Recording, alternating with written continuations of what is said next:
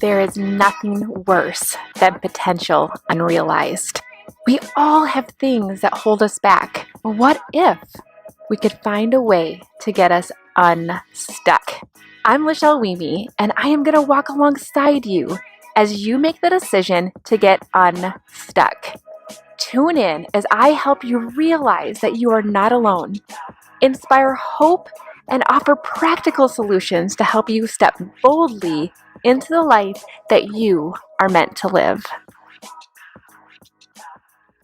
Hey, everybody, welcome to the UNSTUCK podcast. And today is a very, very special edition of the UNSTUCK podcast because today is episode 52, which means that I have been at this for an entire year. And oh my goodness, you guys, for those of you who have been listening along this journey of this last year, thank you so much for your continued support, your engagement, because it is definitely making this journey a fun adventure and something that I continue to want to do for who knows how long. I'm feeling God's calling me to do this. So thank you for being part of this journey with me.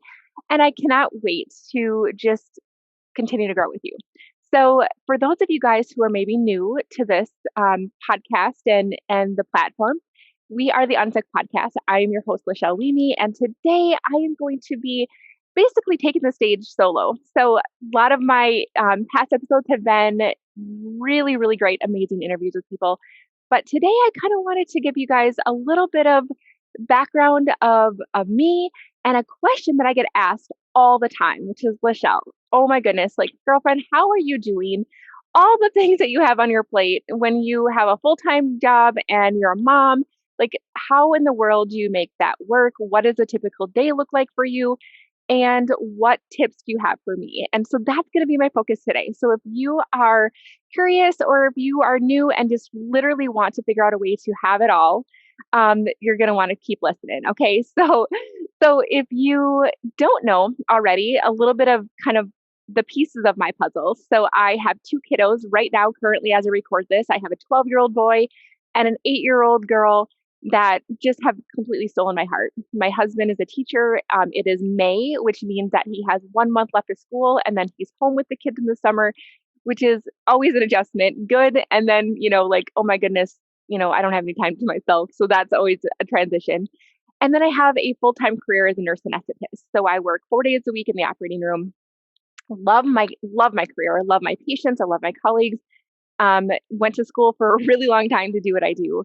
But it definitely comes with its challenges because in my career, I really have very, very little say in when my day ends, which means that I start early. I'm usually there about 6:30 in the morning, if not earlier. And my day is supposed to end around 3 o'clock. But you know what? Honestly, there's no guarantees. If the surgeries last late, if I have a bigger caseload, I very well might be there till 4 or 5 o'clock. And so I have a hard time being able to balance all of this stuff, but somehow I figure out a way. So if you can relate to any of that, by all means, continue to listen. So the first thing that I have to say, though, you guys, is that when you have to juggle a lot of things, the first thing that you really have to have is honestly a desire to do so. Because if you don't have that underlying desire to do something, to make something work, you're not going to be determined enough to make it work when it gets hard. And so it really just comes down to the desire. I have literally been caught with this entrepreneurial bug a couple of years ago when I started my first business. And literally being able to know that there's a way for me to make a bigger impact in the world, for me to be able to make decisions and influence people on my terms without having to rely on the title that I have or the position that I have at work has been so stinking freeing for me that I can't get enough of that. I also have found that when I was kind of climbing the corporate ladder in my job, I did so at the expense of my family. Like, I love my family so much and I want to influence them, but I was realizing that they weren't getting as much of influence from me as they could because I was at work a lot. And so for me to be able to have an opportunity to grow what fuels me and challenges me and fulfills me, but also create more time for my family was huge. And so that desire in me is strong enough to be able to continue to keep moving forward, even when I don't feel like it, or even when things get hard, because they are going to get hard and they are going to get messy. So the desire first, the second is the decision, right? The decision to make it work no matter what. is key as well. So once you kind of have this like longing or this discontent in you, and you know that there's something that you want to do and you have this desire to go after something, you really have to make the decision. Like, this is who I am now. This is what I'm going to do. And I'm not going to break any promises to myself. So I decide, which means that I'm determined enough to make it work and to troubleshoot and problem solve when needed. Okay. So desire, decision, two basic mindset things. And then I'm going to get into, the nitty gritty here in a second. But I think that the thing that I have to at least acknowledge is the fact that I had this underlying stubbornness in me, that I'm going to definitely give to my mom's side of the family, because the thing is that I don't want to be a quitter. I don't want to be someone who decides to try something and then, maybe it worked, maybe it didn't, but I didn't really give it enough effort to find out. I think that I was stubborn enough to decide, like, if I'm going to do this, I'm going to do it and I'm going to do it well, so that if it doesn't work, I at least know that I tried my hardest. And so that little bit of stubbornness in me definitely keeps me going when other people might not. So if you have a little bit of that stubbornness, my goodness, like, I can see you right now, right? Okay. So that's the main thing. Now, the second thing that I have to acknowledge, which is probably the second most important, is the fact that I have support. And there's no way that I'd be able to juggle all of the balls that I have in the air at any given time without the support that I have. So for me, and I can't literally go on another sentence without acknowledging that for me, it's my higher power, right? Like, I truly believe that all of the craziness that I have going on, all of the things that I have added to my life have been sent to me by my God. And that when he's put things on my heart, like, for example, the first business that I started, I literally had zero background in sales, zero background in marketing, have no experience in the industry of skincare, which is one of the first businesses that I started. But he brought this into my life in an inopportune time. Honestly, at the time, I was working full time, traveling the country speaking. I was in graduate school getting my doctorate, had the family, did all the things, like, inopportune time to start a business. But for whatever reason, he wouldn't let me stop thinking about it. And so God brought this into my life, and he's been able to be the supporter of me this entire time. And I have to literally just sit and pray every single morning, spend that time with him.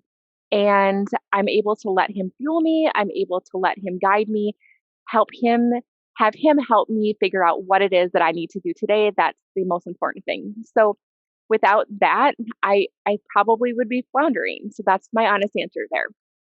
Okay, some other sources of support. My husband is amazing. And I think that, your significant other can be so many different layers of support. So I have friends whose husbands, like, literally just like locked arms with them when they started a business, and they're like, "All right, hun, like, this is our business together. Babe, let's do this. I'm going to send you clients. I'm going to show up at meetings with you. I'm going to do all these things with you." And that's how they, go forward. That's not my husband, Andy. That's not him at all. He's more of the behind the scenes kind of guy. He's definitely more of the, I will do what I need to help you with the kids or with the house so that you can do all of the things that you're doing. And so support comes in many, many different ways. And I will say that with him, support in my adventures early on was a little bit harder because he is in the disc world. If you've ever taken that personality assessment, he's an S, which means that stability is his jam, right? He wants things to be just predictable and stable. He's not a risk taker. I am an I and a D, which means that I can make very spontaneous decisions. I'm a big picture thinker. I'm like, all right, let's go yesterday, right? And so he didn't always, I guess, appreciate that part because, in his world, like, just keeping status quo and fine and stable is his comfort zone. And so it took a little bit for him to be able to embrace that part of me. So if you can relate to that story, just know that there's definitely hope. And I think that I was able to kind of slowly show him the income that I was bringing in and allowed him to see the fruits of the labor. And he slowly kind of caught on. And now he's like my biggest fan.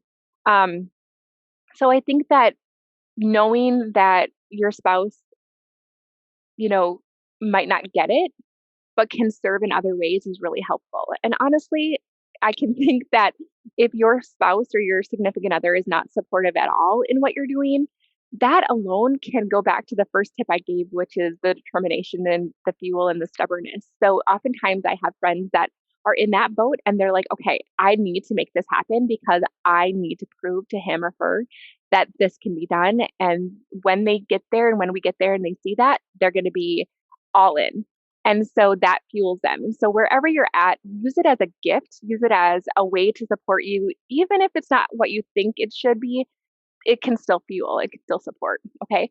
So what does Andy do? Oh my goodness. Like he first of all is always there with the kids. He's an amazing, amazing dad. And so because he's a teacher, I kind of have given him like the you make sure that the kids are all good with their school stuff. And honestly, like I shouldn't even admit this, but I don't even read a lot of the school emails. So that's a control piece that I had to give up and be okay with knowing that he's going to take care of everything.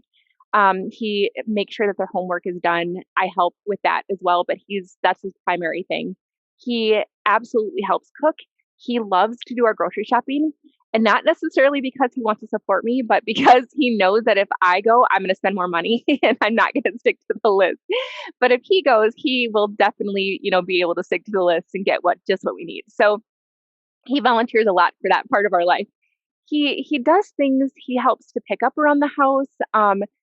That has been something that I'm so grateful for. So he's such a great dad. I kind of call him my Tony Maselli sometimes, especially in the summer, because he's such a big help. So that's one of my supports. I also have a housekeeper. You guys, like, does everybody do exactly the way that I would do it with my house? No. My mom taught me a certain way to clean. That's how I like to clean, right?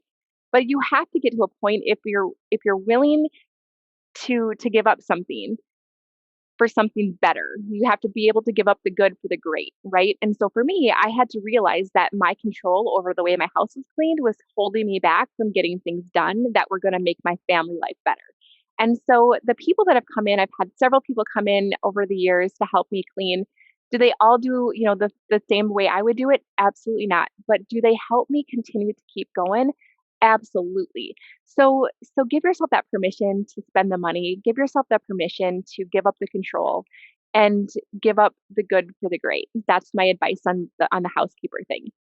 I also really have to credit, an amazing group of friends and support that I have. If I'm having a bad day, I have a really, really good group of people and my mom that I can go to and talk things out with and be there. And so surrounding yourself with a couple of really amazing people in your life is only going to benefit you. We are a product of the 5 people we spend the most time with. And so taking inventory of those people and figuring out, are they people who are going to support you, encourage you, help you level up yourself? Or are they people who are going to be constantly like, why are you doing all of that stuff? Like, I don't get it. Those people are not going to be the ones that are going to help you actually succeed and do the things that you're really wanting to do. So make sure that you're surrounding yourself with people that are as good, if not better, than you are, so that you can continually rise up to the challenge and be the best version of yourself. But also have some people who are willing to tell you what you need to hear sometimes, not necessarily what you always want to hear, because those are key relationships and support. And if I didn't have that, I don't know where I'd be. And so the thing is, though, is that when you're as busy as I am, sometimes you have to let yourself off the hook for being everything for everyone, because that's who I am. I'm a relationship person. And so having genuine, authentic, really rich relationships is important to me. But I also recognize that I cannot be everything for everyone and continue to do all the things that I'm trying to do. So I have a few people, a few key people in my life that I literally had to take the opportunity to write their names down and be like, okay, Lachelle, when, you know, all of the balls are in the air, you cannot drop these three people in your life. You cannot drop them. You have to make sure that you are reaching out, engaging them, being there for them. And if everybody else, you drop balls on, like, you don't love it, but you have to give yourself the permission to do that. but maintain these three key people because those are the people who are going to get you through life when you don't think you can do anything more. So give yourself the permission to pick out your people and don't drop the ball with those people. Okay. Mine is my family. Mine is spending time with God. And then I have my mom and I have two other really key people in my life that I can't drop the ball on. So, and everybody else, I love them, but I have to give myself the permission to not be perfect. And so that's really helpful. All right, the last piece of support around people is my coach. Now, I've had several coaches in my life, and the kind of cool thing about being involved in coaching is that I get a chance to be surrounded by all these amazing coaches all the time. So if I need some advice or coaching, like I can call up a friend at any time, right? And I can get the piece of the puzzle that I might be missing. But one of the things that I have found as I go on and as I have kind of leveled up in my life is that I've had one person, specifically one coach, who's become a mentor, become a friend that I talk to every single week for the most part. And she's so amazing because she can see things that I can't see. She helps me have focus, clarity. She helps me work through tactical things. She helps me work through big mindset things. And she knows me so well that sometimes better than myself. And so finding somebody, a coach that you can work with continuously, that's the one kind of solid thing, the foundation in your life that you can always go back to that is able to see the big picture when you can't is key. Okay. All right. So the next thing that I want to talk about is literally just getting organized. And I have a list next to me because I don't want to forget anything. So the thing that I have had to do is somewhat create systems in order for me to make all this work. So for example, I get one day off a week from my job as in anesthesia. So I try to pack as much as I can in that day off as possible. So for example, I use something called Calendly that allows people to make appointments with me. And instead of having to go do the back and forth of when are you available, I can send them my link. And how I phrase that, because I found that if I just say, hey, do you want to connect? And then here's my link, it sounds a little impersonal. So the thing I'd say is, awesome. I would so love to chat. Do you want to send me a couple dates that work for you and I'll pick out the best one? Or would it work better for me to just send you my calendar link? And I find that that is so much more efficient. So I have to have systems in place in order for me to stay organized. And I jam pack my day off.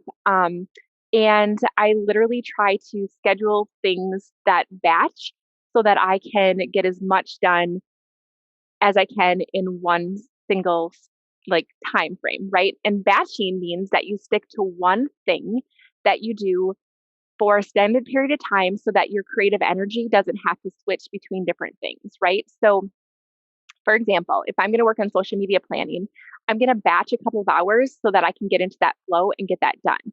If I'm going to do podcasts, I try to pick a day where I just do podcast after podcast after podcast so that I'm in that flow. And so that helps a lot.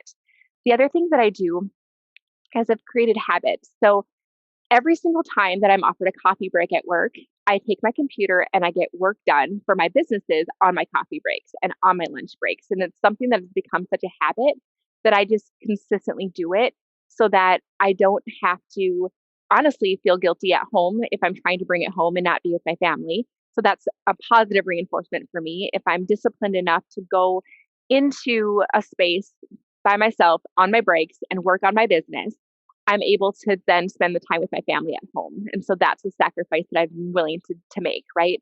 And so find a spot in your life that you can take and consistently work on one thing and make it a habit so that you just know that when it's time, when you're in that space, that's what you do. And that's going to prevent you from having to think, well, what should I do today? Okay. So kind of create that habit. Let's see. I have systems in place to help me remember things. Again, they're systems, therefore they're habits, right? So for example, on the 10th of every month, I send out a text message to all of my customers, just sharing something that I love that they might not know about in order for me to serve them. So I just know that, oh, it's the 10th. This is what I do. I meet with my team, my sales organization team, every single Sunday at 7:15 p.m. It is a habit. It's what I do. I don't have to think about it. The other thing that helps when I meet with my team all at once is I'm able to answer questions all at once instead of having to coach each of them individually. And everybody learns from each other at the same time. So it's so much more efficient. So if you can develop a way for you to organize multiple pieces of the puzzle all at once, it's going to help other people grow and it's going to help you grow as well. So that's really helpful. I use a system in my social media planning that helps me as well. So I have a theme for the day. So on Mondays, I know that I always post about this. And on Tuesdays, I always post about this. So I create a system that helps me stay organized because I'm not an organized person by nature. I'm an outgoing, big picture thinker. So that is so key for me. And so I have these systems that I create a day of the week. And then I have another system, a program that I use that literally allows me to schedule the content in there. And then it automatically pushes out things in my queue and it allows me to recycle content as well. So I can be way, way efficient and be consistent on social media without having to be literally married to my phone all the time. And so that is huge because I want to be a good mom. I want to be a good business owner. And how do you make it all work? Get organized and find systems that make your life easier. Now, I wouldn't be doing you justice if I didn't mention the cost to all of this because here's the deal. Like I've been told so many times that you can have it all, but you can't have it all at once. And I think so many of us try to make all that work, and I'm 100% guilty of that.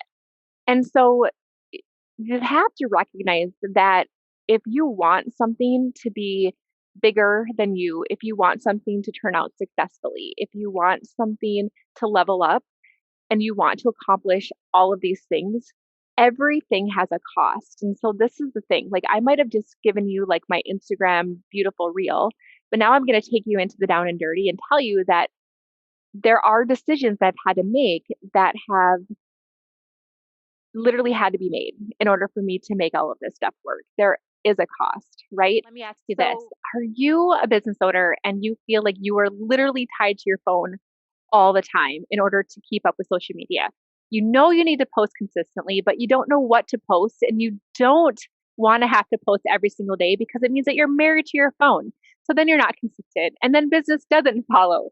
Or maybe you have no idea how to attract your ideal client and you want to find a way to get the right people to come to you. Oh my goodness, like that was totally where I was. And I had to take some time and research to find out what the heck I could be doing to make my life so much better. So here's the scoop. I have found a system that I've created a system that has allowed me to not only attract my dream clients, but it's allowed me to be consistent by planning all of my content for an entire year in one single weekend. And I've decided to offer it to all of you guys. If that is something that you would love to learn more about, make sure to click on the link in the show notes so that you can learn how to get your life back, but keep your social media game on track. The thing is that I have to get up really early. That's one of my costs. I love to sleep.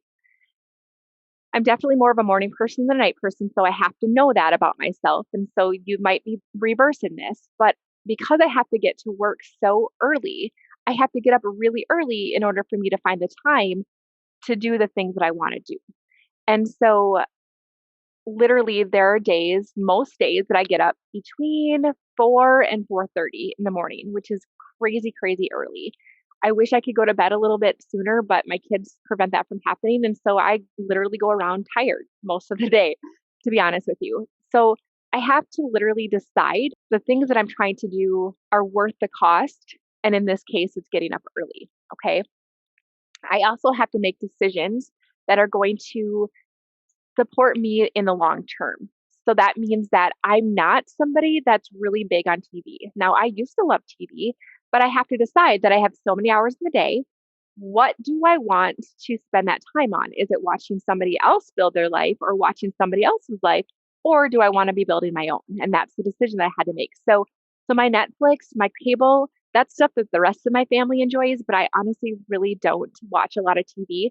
My husband and I will typically spend about an hour at night in bed before we go to sleep, just kind of catching up. And if we're watching a show together, we'll do that or we'll read together. But literally, that's probably the only time that I ever even turn the TV on. And so you might have to sacrifice that.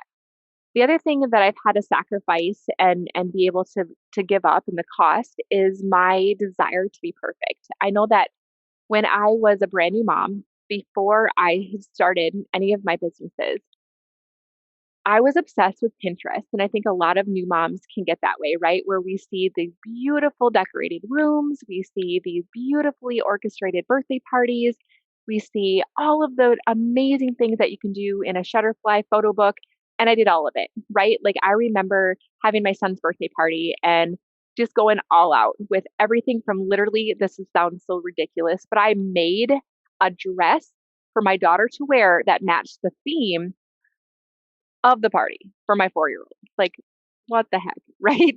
I don't know. I don't know what the heck that was about. But the point is that I was so caught up in trying to be perfect.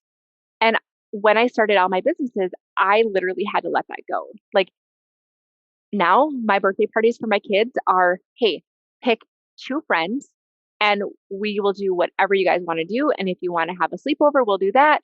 And I try to make it really, really special for 2 people instead of all of the things. And I let them go to the store and we have this fun thing where they get to pick out their gift and we go out for ice cream and we do all the things because that day is a special day for them. And so I don't stress about all of the things because I can't waste or expend the energy on trying to be perfect for everybody because honestly, it's not serving anybody as much as I thought it was, right? And so that's a cost. The other thing that I've had to deal with, I guess, is the fact that I literally have to choose where I'm spending my time, which means that right now I don't have a lot of extra time to exercise.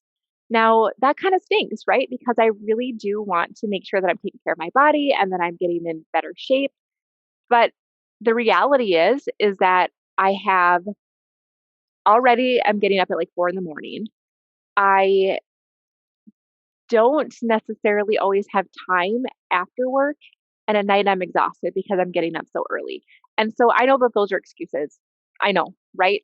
But the reality is that something has to give. And so what I've had to do is figure out a way that I can still make it work without it being perfect in my mind, right? So for example, I work on the 7th floor of the hospital.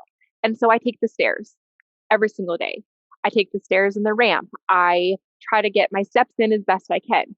Those are little things that I can do in the middle of my day in order for me to be able to still get in something without having to designate an hour or a half hour at the gym or even on the elliptical that I have in the room next door. And so that's a cost. Now, someday when I'm getting to a point in my business where I can say, you know what, instead of working 4 days a week, I really just only want to work 2 days a week at the hospital. Once I get there, I'll be able to add some of these other things back in. But for right now, that's a cost that I have to be able to be okay with. And so whatever that is for you, think about what are you willing to give up? What is the price that you're willing to pay in order to make this happen? Because there always will be a cost. That's just the way that it is. Let's see.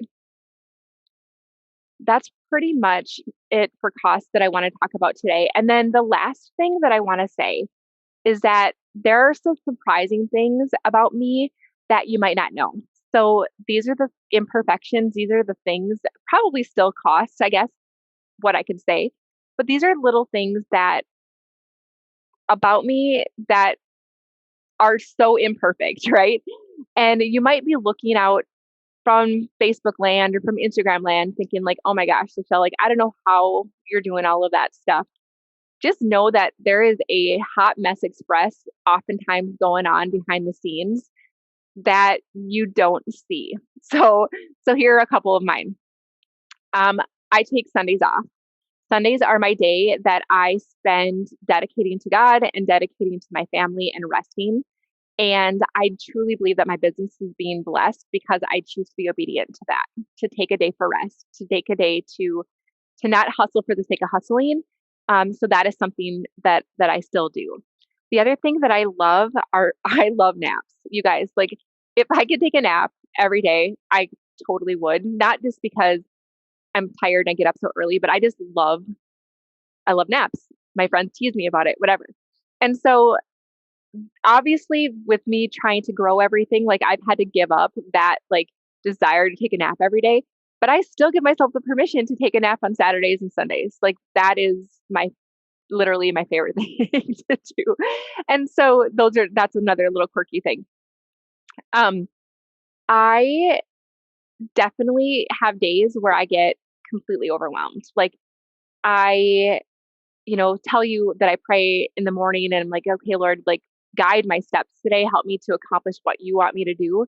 And then it gets to be like, 8:30 a.m. and I'm like, all of the things are going through my mind, all of the things I have to accomplish, all the things I want to do, little things, big ideas, little things. And then I just get completely overwhelmed. And one of the things that my coach has had me do and has encouraged me to do is she knows that the ocean is my happy place. She knows that that is where I would be if I was to pick my perfect day. And so I literally will just go somewhere and I will put on my ocean music from my Amazon Prime music and I will just sit and listen to it for 2 minutes. And I will just imagine that I'm being bathed by the sun. I imagine that I'm there. I imagine being just surrounded by God and his light and his warmth and looking out at the ocean and being calmed by the waves, and it helps me kind of just bring back in focus. So whatever that is for you, maybe it's that you need to go and take a walk. Maybe that's you need to just start jotting down all the things on your to-do list just to get them out of your brain. But but I get overwhelmed just like everybody else. And so if that's you, just know that you're not alone.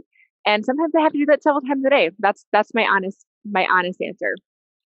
The other thing that I have really had to acknowledge is that as an introvert, I know that I recharge by being alone. And so one of the things that has really helped me as well is that during my lunch break, not only have I made the decision to work, right?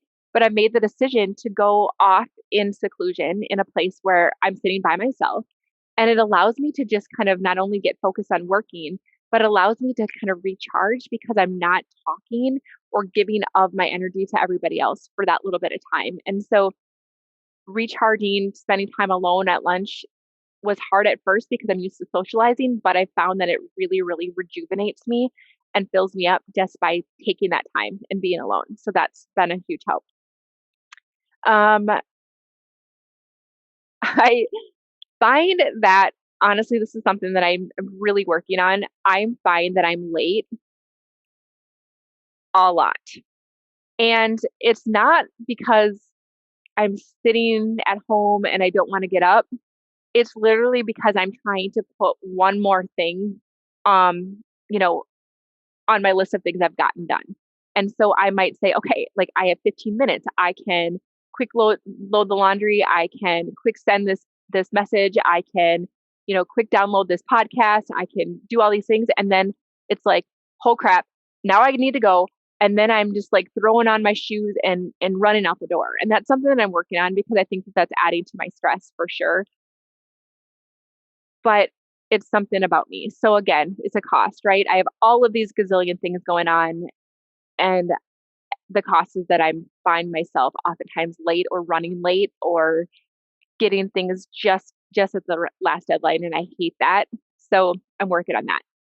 Um, I end up because of that, I end up eating in the car a lot, which is not my ideal either. So running out the door last minute, grabbing that granola bar, grabbing whatever it is that's easy, and you know, having things in my car that I can eat when I'm going from this place to this place so that I don't have to slow down to eat. I think it's doing myself a disservice for sure, but it's something that is keeping me getting all my stuff done. So that's the deal. And I oftentimes another thing that I struggle with is keeping on top of all my messages. So right now, just the fact that I have, Instagram messaging, I have Facebook messaging, I have my inbox and my email with, several different email accounts attached to it. I have text messages. And then, friends are inviting me to Marco Polo and Boxer. And oh my goodness, like it's so easy for me to get overwhelmed with all of the messaging and I'll get behind sometimes. And then what happens is it's like, a couple days later and I keep my, like, for example, my Facebook messages, I keep the ones that I need to get back to as unopened so that I can remember to go back to that person. And then what happens sometimes is that I don't see the full message because it'll pop up like as a thing on my phone, and I get to see part of the message, but I don't get to see the whole message, and I missed the fact that they, asked me a question in there, but I kept it unopened so that I remembered to go back to it. And then I get embarrassed because, oh my gosh, like now I just dropped this ball and whatever. So that is definitely an imperfection that I'm working on in order to try to keep up with everything. One thing that's helped me with that is I have started to designate two different times during the day. So once in the morning. So when I mentioned like my coffee break, I will use my afternoon coffee break at work to just like get back to people on message any of the messaging platforms. And then I'll do the same for a half an hour in the evening so that I can try to keep up. But I'm not perfect. And that's one of the things. So if you've ever gotten a message from me late, or if you sent me a message and you didn't hear back from me right away, like know that that is definitely something I struggle with and that I'm absolutely working on. And so I think that again, I have to give myself the permission to be imperfect. I have to tell myself that I'm trying my hardest and that there are people out there that are going to understand and give me grace. And those that don't, I have to be okay with that. So that's one of the things that I struggle with. So let's see. I think that is pretty much like totally sums up, the big picture of the decision and the desire, all of the support that I get. I think the other thing too is that I choose to do personal development on a daily basis. So I love listening to books or reading books. I love listening to podcasts. I love listening to YouTube. But I have to make the decision to do it when I wouldn't be doing something else that needs my 100% focus, if that makes any sense. So, for example, I will probably listen to 1 to 2 audiobooks a week. That's how much I just can't get enough of learning. I can't get enough of hearing something new and applying it in order to help other people. But I can't give myself the luxury at this stage of my life to just sit down and just read a book. I can't. I don't have the time. So what I do is I literally will just get Audible, or you can get free books to listen to, free audiobooks on YouTube. And I just listen as I'm cleaning, as I'm driving, as I am getting ready in the morning. I'll listen to things in the shower. I'll listen to things on walks. And so I'm finding time in my nooks and crannies to be able to do it alongside what I'm doing. And if I find that a book is amazing, I will literally then just go right to Amazon and I'll buy it. And then I'll go back and I'll highlight things. But I'm constantly disengaging in training, in personal development on the go so that I can take the time to actually implement the things that I'm learning. So that's huge as well. And I think that choosing to have personal development part of my daily routine has been helping me level up as well. So I would highly, highly encourage you to find a way for you to grow somehow personally on this journey. Find a way. Maybe it's on the treadmill, maybe it's what all the things that I've just mentioned, but that's definitely something that's helped. So at the end of the day, you guys, I just absolutely love what I'm doing, and that is literally what's driving me. I love the fact that I get to use my creativity. I love the fact that I get to help people in bigger ways. I love the fact that I'm better today than I was yesterday or last year or 10 years ago. I love that continual just drive of improving my life and other people's lives. And so I think that is why I put up with the craziness that I do. I think that that's why I choose to sacrifice the things that I do. Um, and that's the last thing that I want to say about that is that I've had to make the decision to keep certain things my priority. You might have seen the visual of putting big rocks in your jar first and then filling it in with smaller pebbles. Because if you put all the smaller pebbles in first and then you try to put your big priorities in there, there's not going to be room. And I really, truly try to do that. So every day is my day that I spend time with God. I make sure that I make my family my priority and my business, part of my business, my priority alongside of my job. And so that means that there's going to be times where I time block and I might have things that I have set to do, but the neighbor shows up or my coaching call goes long or whatever. There are certain things that are my priorities that are non-negotiables, which means that those things have to be moved somewhere else in my day, and I might have to move something else off of my list till tomorrow. But my non-negotiables are always there. So my time with my kids, even if it's 30 minutes uninterrupted, is a non-negotiable for me. I do not do any of my business calls in the car when my kids are there, but I do a lot of my business calls in the car when I'm driving to and from work. And so taking advantage of time management in that way on the go, but making sure that my family maintains my priority when they're with me in the car is a non-negotiable for me. So the things that you've determined as your non-negotiables, your priorities, have to stay on your calendar or in your day, no matter what.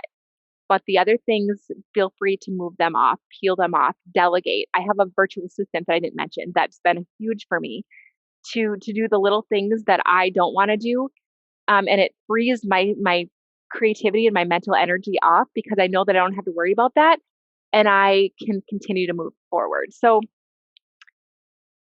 I love that I'm working towards my dreams. I love that I'm working towards a better life for my family, and it's all worth it. So I hope that that helps a little bit. I didn't realize that I was going to be talking so long on this, but I really do hope that this blessed you. Know that even though I might be doing all kinds of cool things out there in social media, my life is still a hot mess express behind the scenes a lot of times, but I wouldn't trade it for the world because this is what fuels me. This is doing things on my terms to help people is amazing. And so I hope that helps. And you guys all have a fantastic day.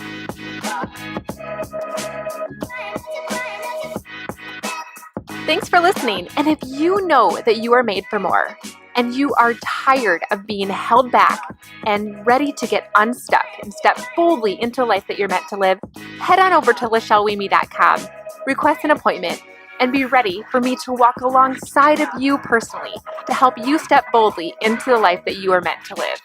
I'll be back next week, but before you go, don't forget to hit subscribe and enjoy these imperfect outtakes.